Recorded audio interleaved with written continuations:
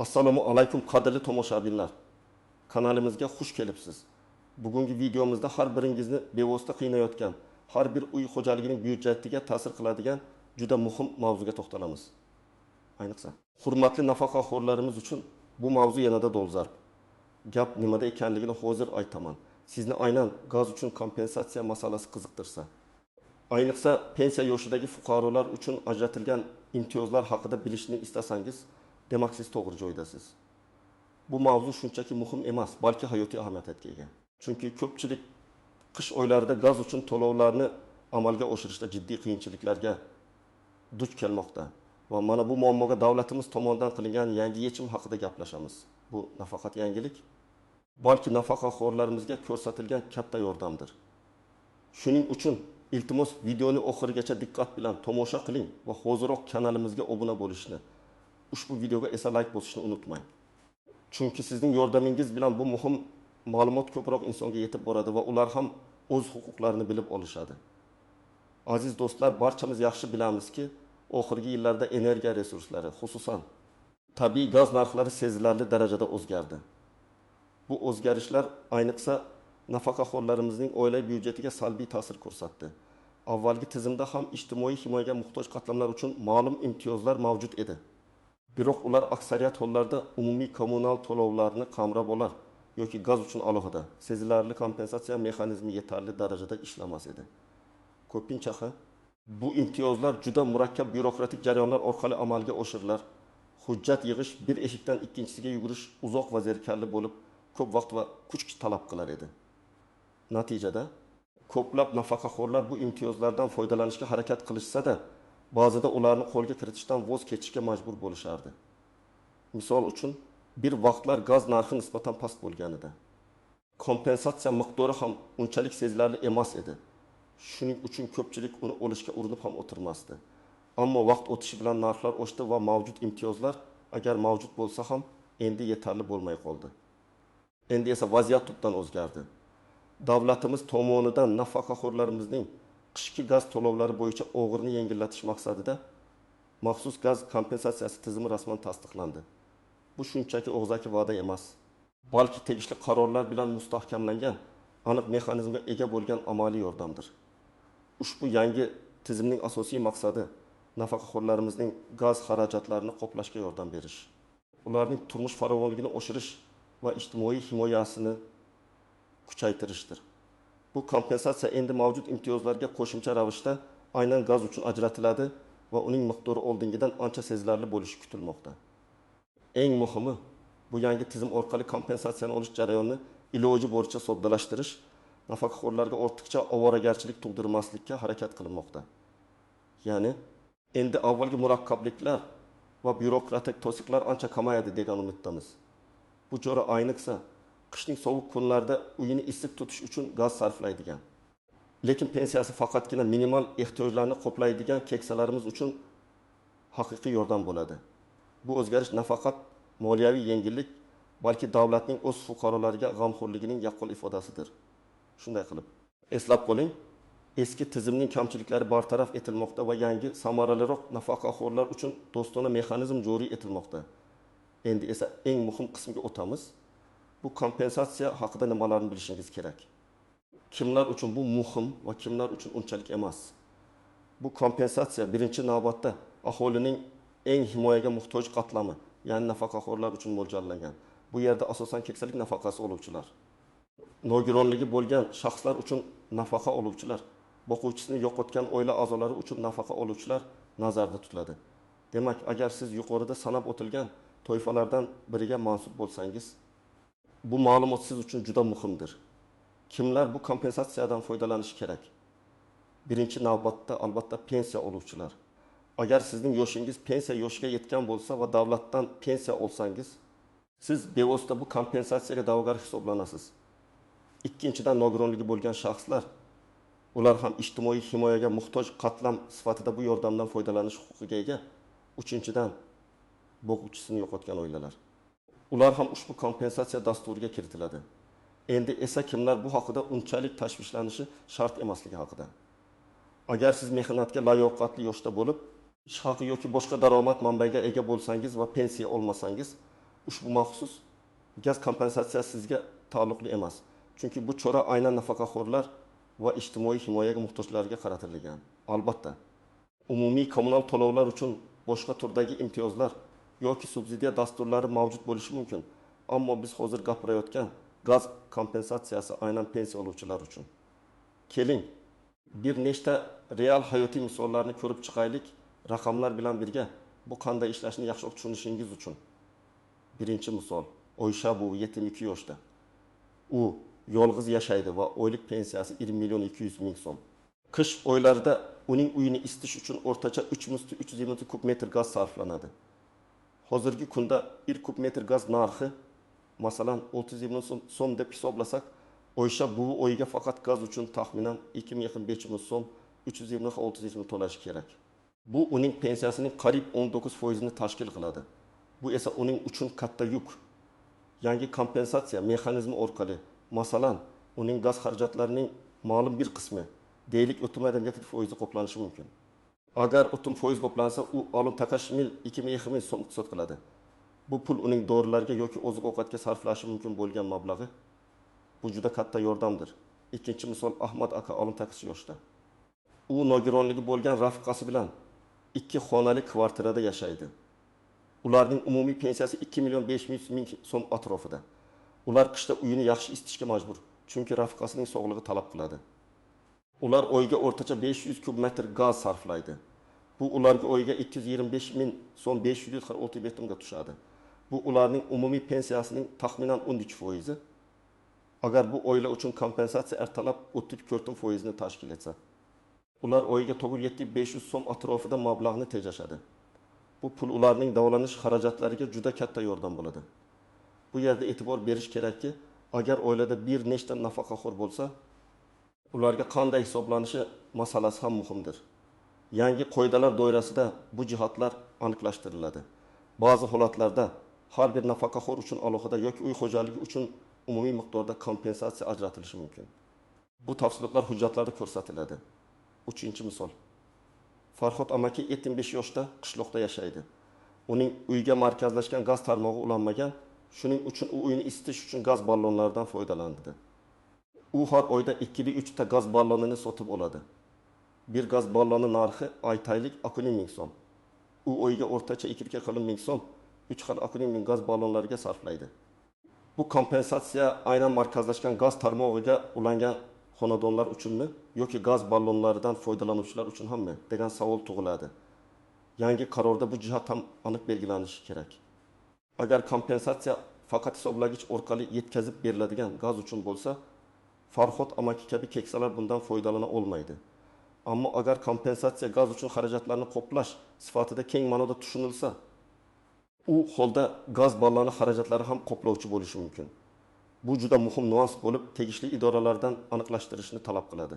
Umid qilamizki, hukumat bu toifadagi nafaqaxo'rlarni ham e'tiborsiz qoldirmaydi. Chunki aynan qishloq joylarda markazlashgan, gazga ulanmagan xonadonlar soni ko'p. Ushbu misollar orqali ko'rishimiz mumkinki, hatto kichik miqdordagi kompensatsiya ham nafaqaxo'rlarimizning hayotida katta o'zgarishlarga olib kelishi mumkin. Bu shunchaki raqamlar emas, balki ularning xotirjamligi, sog'lig'i va kundalik ehtiyojlariga yordamdir. Endi esa eng nozik va e'tibor talab qiladigan qismga o'tamiz. Qoidalardagi istisnolar, ehtimoliy tuzoqlar va noaniq nuanslar.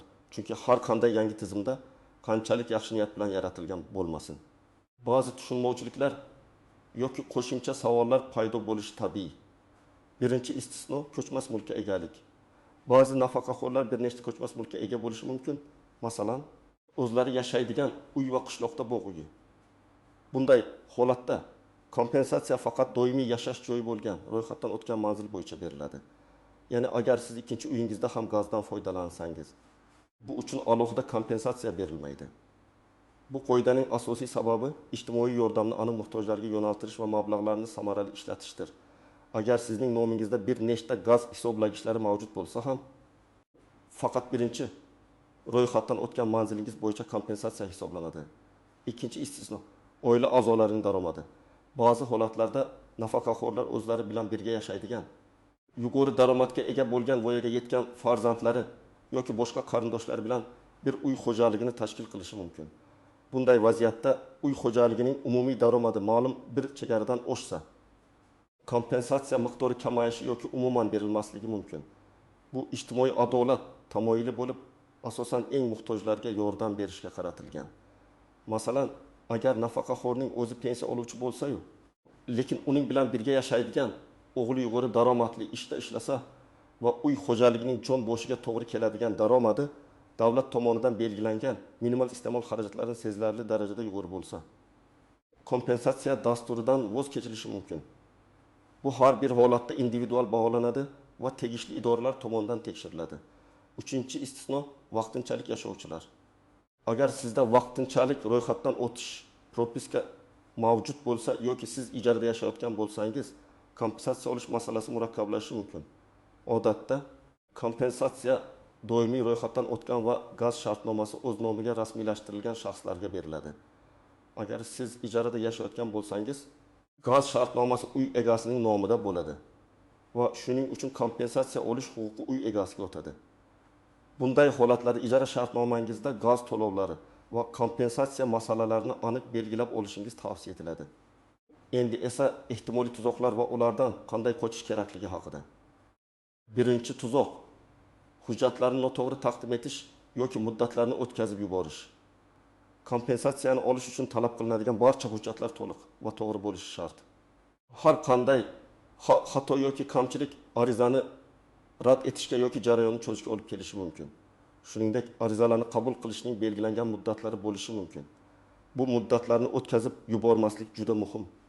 Yangi tizimda bu muddatlar yanada aniq belgilanadi va jamoatchilikka e'lon qilinadi. Ikkinchi tuzoq: noto'g'ri ma'lumotlar. Ba'zan odamlar kompensatsiya olish uchun o'zlarining yoki oila a'zolarining daromadlari haqida noto'g'ri ma'lumot berishga urinishlari mumkin. Bu jiddiy oqibatlarga olib keladi. Jumladan kompensatsiyani butunlay bekor qilish va hatto qonuniy javobgarlikka tortilish. Shuning uchun har doim faqat haqiqiy va to'g'ri ma'lumotlarni taqdim eting. Uchinchi tuzoq: to'lovlar bilan bog'liq muammolar. Agar sizning gaz uchun eski qarzdorliklaringiz bo'lsa, bu kompensatsiya olish jarayoniga ta'sir qilishi mumkin. Ba'zi dasturlar qarzni uzmasdan turib yangi imtiyozlar bermasligi mumkin. Shuning uchun arizani topshirishdan oldin barcha qarzdorliklarni tekshirib, imkon qadar bartaraf etish tavsiya etiladi. Ba'zi hollarda mavjud qarzdorliklarni kompensatsiya hisobidan qoplash variantlari ham ko'rib chiqilishi mumkin. Ammo bu tafsilotlar hujjatlarda aniq belgilanadi. Noaniq nüanslar: biri, boshqa imtiyozlarga ta'siri. Bu yangi gaz kompensatsiyasi siz allaqachon olib turgan boshqa imtiyozlarga, masalan, uy-joy kommunal xizmatlari uchun subsidiyalarga qanday ta'sir qiladi? Ular bir-birini bekor qiladimi yoki bir-biriga qo'shiladimi? Odatda ijtimoiy yordam choralari bir-birini to'ldirishga qaratilgan bo'ladi. Lekin bu masalani tegishli idoralar bilan aniqlashtirish zarur. 2. Soliqqa tortiladimi? Olingan kompensatsiya puli daromad sifatida qaraladimi va soliqqa tortiladimi? Odatda ijtimoiy yordam choralari soliqqa tortilmaydi. Lekin bu borada ham rasmiy tushuntirishlarga ehtiyoj bor. Gaz hisoblagichining nosozligi: agar sizning gaz hisoblagichingiz nosoz bo'lsa yoki uning tekshiruv muddati o'tgan bo'lsa, bu kompensatsiya olishga xalaqit berishi mumkin. Hisoblagichning ishonchli ishlashi kompensatsiya miqdorini aniq hisoblash uchun muhimdir. Shuning uchun hisoblagichlarning holatini doimiy nazorat qilib boring. Barcha bu jihatlarni hisobga olgan holda kompensatsiyani olish jarayoniga mas'uliyat bilan yondashish va har bir qadamni aniqlik bilan bajarish juda muhimdir. Har qanday shubhali vaziyatda mas'ul tashkilotlarga murojaat qilishdan tortinmang. Hurmatli tomoshabinlar, endi eng muhim qismga, ya'ni bu kompensatsiyani olish uchun qanday amaliy qadamlar qo'yish kerakligiga to'xtalamiz. Ma'lumot shunchaki ma'lumot bo'lib qolmasligi, balki amaliy natija berish uchun bu ko'rsatmalar juda muhim. Birinchi qadam ma'lumotni aniqlashtirish. Avvalo biz hozir gapirayotgan kompensatsiya haqida rasmiy ma'lumotlarni tekshiring. Bu aynan sizning hududingizda sizning pensiya toifangiz uchun amal qiladimi? Odatda bunday dasturlar haqidagi rasmiy xabarlar O'zbekiston Respublikasi Vazirlar Mahkamasining qarorlari, prezident farmonlari yoki tegishli vazirlik va idoralarning rasmiy saytlarida e'lon qilinadi. Mahalla qo'mitangizga, pensiya jamg'armasining mahalliy bo'limiga yoki ijtimoiy himoya agentligiga murojaat qilib aniq ma'lumot olishingiz mumkin. Ikkinchi qadam, kerakli hujjatlarni to'plash. Bu kompensatsiyani olish uchun sizdan quyidagi hujjatlar talab qilinishi mumkin. Ro'yxatni sinchkovlik bilan tekshiring va barchasini oldindan tayyorlab qo'ying. BIM shaxsni tasdiqlovchi hujjat, pasport, asl nusxasi va nusxasi. 2. Pensiya guvohnomasi, asl nusxasi va nusxasi. Bu sizning nafaqaxo'r ekanligingizni tasdiqlaydi. Gaz shartnomasi, gaz ta'minoti bilan tuzilgan shartnoma, asl nusxasi va nusxasi. Bu sizning gaz iste'molchisi ekanligingizni va shaxsiy hisob raqamingizni tasdiqlaydi. 4. Oxirgi gaz to'lovlari uchun kvitansiyalar, so'nggi 3-6 oydagi to'lov kvitansiyalari, asl nusxasi va nusxasi. Bu sizning gaz sarfingiz va to'lov tarixingizni ko'rsatadi. 5. Oilaviy ahvol to'g'risida ma'lumotnoma mahalla qo'mitasidan olinadi. Bu sizning oila a'zolaringiz soni va ularning maqomini tasdiqlaydi. Agar oilada nogironligi bo'lgan shaxslar bo'lsa, ularning nogironlik guvohnomasi ham talab qilinishi mumkin. 6. Bank hisob raqami rekvizitlari. Kompensatsiya puli sizning bank kartangizga yoki hisob raqamingizga o'tkazilishi uchun. Arizaning namunasi. Ba'zi joylarda standart ariza shakllari mavjud bo'ladi. Ba'zan esa uni o'zingiz yozishingizga to'g'ri keladi. 3-qadam. Qayerga murojaat qilish kerak? Kompensatsiyani olish uchun murojaat qilish joylari quyidagilar bo'lishi mumkin. 1. Mahalla fuqarolar yig'inlari, mahalla qo'mitasi. Ko'pgina ijtimoiy yordam dasturlari aynan mahalla orqali amalga oshiriladi. Mahalla raisiga yoki mas'ul xodimga murojaat qiling. 2. Ijtimoiy himoya agentligi yoki uning hududiy bo'limlari. Bu agentlik ijtimoiy himoya sohasidagi davlat siyosatini amalga oshiruvchi asosiy organdir. Pensiya jamg'armasining mahalliy bo'limlari. Pensiya oluvchilar uchun kompensatsiya aynan bu yerda rasmiylashtirilishi mumkin. 4. Yagona darsha markazlari yoki davlat xizmatlari markazlari. Bu markazlar ko'plab davlat xizmatlarini bir joyda taqdim etadi va kompensatsiya arizalarini ham qabul qilishi mumkin. 5. Onlayn portallar. Agar davlat tomonidan elektron xizmatlar portali orqali ariza topshirish imkoniyati yaratilgan bo'lsa, masalan, Yagona interaktiv davlat xizmatlari portali Maydok.uz bu eng qulay yo'l bo'lishi mumkin. Bu jarayonni tezlashtiradi va uydan chiqmasdan amalga oshirish imkonini beradi. 4-qadam arizani to'ldirish va topshirish. Murojaat qilgan joyingizda sizga ariza shakli beriladi. Uni diqqat bilan va to'g'ri to'ldiring. Agar biror joyga tushunmasangiz, so'rashdan tortinmang. Arizada o'z ism sharifingiz, pasport ma'lumotlaringiz, yashash manzilingiz, pensiya guvohnomasi raqami, gaz shartnomasi raqami va bank hisob raqamingiz aniq ko'rsatilishi kerak. Shuningdek, siz gaz xarajatlari uchun kompensatsiya so'rayotganingizni aniq ko'rsating. Arizaga barcha kerakli hujjatlarning nusxalarini ilova qiling. Asl nusxalarni o'zingizda saqlang va faqat tekshirish uchun ko'rsating. 5-qadam jarayonni kuzatish va nazorat. Arizani topshirgandan so'ng sizga uning ro'yxatga olinganligi haqida kvitansiya yoki xabarnoma berilishi kerak. Bu hujjatni saqlab qo'ying. Arizangizni ko'rib chiqish ma'lum vaqt talab qilishi mumkin. Agar belgilangan muddat ichida sizga javob kelmasa yoki kompensatsiya hisoblanmasa, murojaat qilgan idoraga qayta murojaat qilib, arizangizning holati haqida so'rang. Agar muammo hal bo'lmasa, yuqori turuvchi tashkilotlarga, masalan, Vazirlar Mahkamasining ishonch telefoniga yoki xalq qabulxonalariga murojaat qilishingiz mumkin. Eslab qoling. Bu sizning huquqingiz va uni amalga oshirishda qiyinchilikka duch kelsangiz, o'zingizni himoya qilishga haqlisiz. O'zingizni himoyada xushmuomalalik va sabr toqat bilan harakat qiling, ammo o'z haqqingizni talab qilishdan qo'rqmang. Aziz do'stlar, bugungi videomiz yakuniga yetmoqda. Biz bugun gaz uchun nafaqaxo'rlarimizga ajratilgan yangi tasdiqlangan kompensatsiya tizimi haqida batafsil gaplashdik. Tushundingizki, bu shunchaki mish-mish emas, balki rasmiy tarzda joriy etilayotgan yordam dasturidir. Biz avvalgi holatni, yangi o'zgarishlarning mohiyatini, kimlarga bu kompensatsiya berilishini konkret misollar orqali qanday foyda keltirishini ko'rib chiqdik. Shuningdek, ehtimoliy istisnolar, tuzoqlar va noaniq nuanslar haqida ham ogohlantirdik. Eng muhimi, sizga kompensatsiyani olish bo'yicha aniq qadam-qadam yo'riqnomalarni taqdim etdik. Qanday hujjatlar to'plash kerak, qayerga murojaat qilish kerak va jarayonni qanday kuzatish kerak. Unutmang, bu yordam nafaqaxo'rlarimizning og'irini yengillatish uchun mo'ljallangan. Uning har bir so'mi sizning oilaviy byudjetingizga sezilarli yordam beradi. Shuning uchun bu imkoniyatdan foydalanishni kechiktirmang. Bugungi videodagi ma'lumotlar sizga foydali bo'ldi degan umiddaman. Agar sizda yana qandaydir savollar, aniqlik kiritishni istagan jihatlar yoki o'z shaxsiy tajribangiz bo'lsa, iltimos videoning ostidagi izohlar bo'limida yozib qoldiring. Sizning fikrlaringiz va savollaringiz biz uchun juda muhim, chunki ular boshqa tomoshabinlarga ham yordam berishi mumkin. Ushbu videoga like bosishni va kanalimizga obuna bo'lishni unutmang. Bu har bir like va obuna bizning mehnatimizga bo'lgan hurmat va bunday muhim ma'lumotlarni ko'proq odamlarga yetkazishimizga yordam beradi. O'zingizni asrang va oilaviy byudjetingizga e'tiborli bo'ling. Keyingi videolarda ko'rishguncha